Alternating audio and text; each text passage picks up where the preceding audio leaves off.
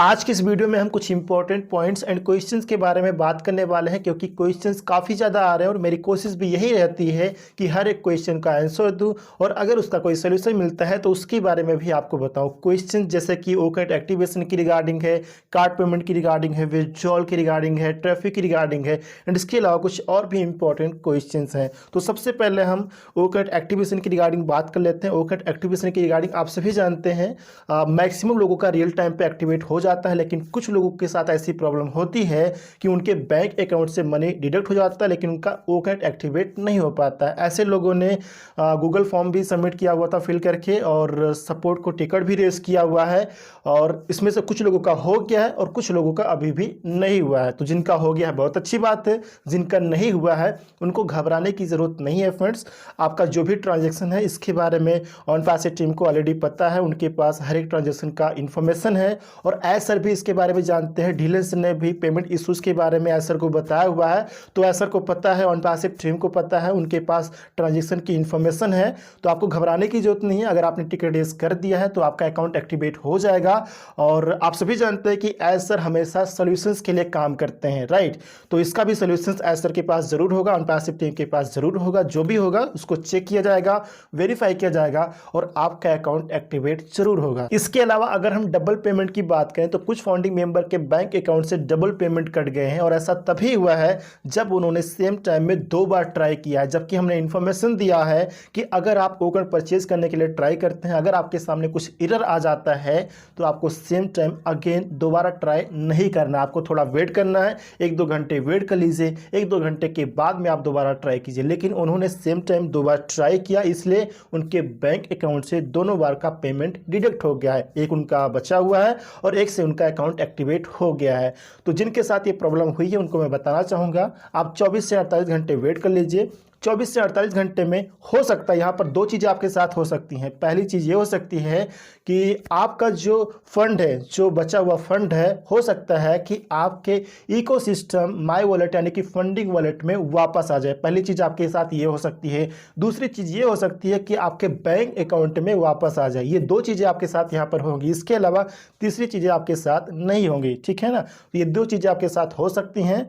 तो 24 से 48 घंटे आप वेट कर लीजिए। 24 से 48 घंटे में अगर आपके बैंक अकाउंट में वापस नहीं आता है और आपके इकोसिस्टम वॉलेट में भी वापस नहीं आता है, तब आपको यहाँ पर टिकट रेस करना है कंप्लीट डिटेल्स के साथ में। कंप्लीट यानी कि आप बैंक स्टेटमेंट का स्क्रीनशॉट ले लीजिए, वॉलेट ट्रांजैक्शन का स्क्रीनशॉट ले लीजिए, क्योंकि यहाँ पर भी आपका दिखाएगा।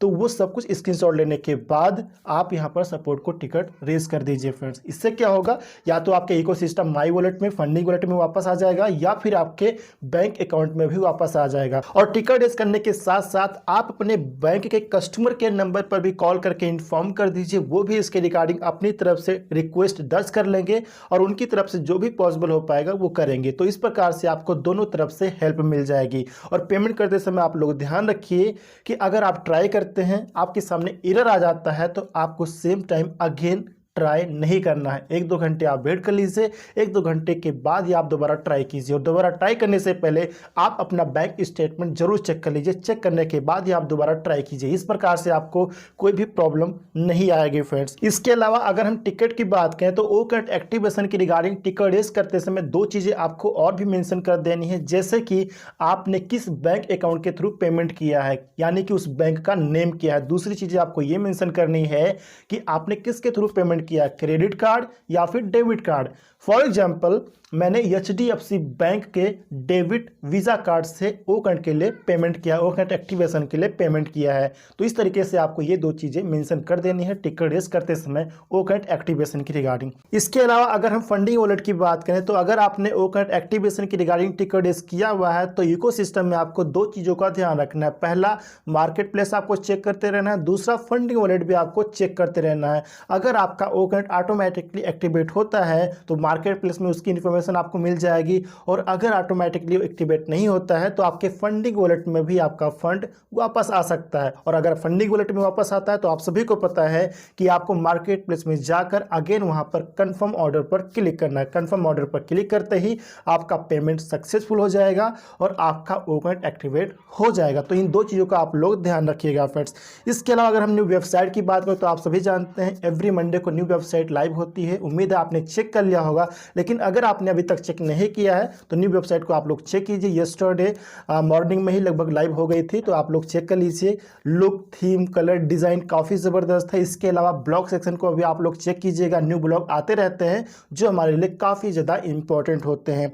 इसके अलावा विड्रॉल की रिगार्डिंग एंड ट्रैफिक डिस्ट्रीब्यूशन की रिगार्डिंग काफ़ी लोगों का क्वेश्चन आ रहा है। जिनके इकोसिस्टम में ऑर्गेनाइजेशन से एफिलिएट कमीशन जनरेट हो चुका है, वो सभी लोग अपना विड्रॉल रिसीव करना चाहते हैं बैंक अकाउंट में या फिर क्रिप्टो वॉलेट में। और जिन्होंने ओकन परचेज कर लिया है तो वो भी चाहते हैं कि ऑन पैसिव की तरफ से उनके ऑर्गेनाइजेशन में ट्रैफिक को एलोकेट किया जाए। तो मुझे पता है फ्रेंड्स कि ट्रैफिक डिस्ट्रीब्यूशन के लिए, विड्रॉल रिसीव करने के लिए आप सभी लोग काफ़ी ज़्यादा एक्साइटेड हैं और ऐसा भी एक्साइटेड हैं, ऐसा भी चाहते हैं कि हमें जल्द से जल्द हमारे बैंक अकाउंट या फिर क्रिप्टो वॉलेट में हमारा जो पेंडिंग विड्रॉल है वो दिया जाए और हमारा जो ट्रैफिक डिस्ट्रीब्यूशन है वो भी स्टार्ट हो जाए। और ये सारी चीज़ें पेमेंट प्रोसेसर से जुड़ी हुई हैं और उसको बेहतर करने के लिए हमारी ऑन पैसिव टीम एज सर लगातार मेहनत भी कर रहे हैं और उम्मीद है कि इस वीक में इसके रिगार्डिंग एज सर कुछ ना कुछ इन्फॉर्मेशन जरूर देंगे। हो सकता है कि एज सर OP 360 में आ जाए या फिर हो सकता है एक कॉर्पोरेट वेबिनार ही हो जाए। तो इकोसिस्टम के साथ बने रहिए फ्रेंड, जो भी होगा, जो भी इन्फॉर्मेशन होगी, जो भी अपडेट होगी वो हम सभी को मिलती रहेगी। और इस वीक में कुछ ना कुछ इन्फॉर्मेशन हम सभी को जरूर मिलने वाली है, कुछ ना कुछ अपडेट एज सर की तरफ से हम सभी को जरूर मिलने वाली है।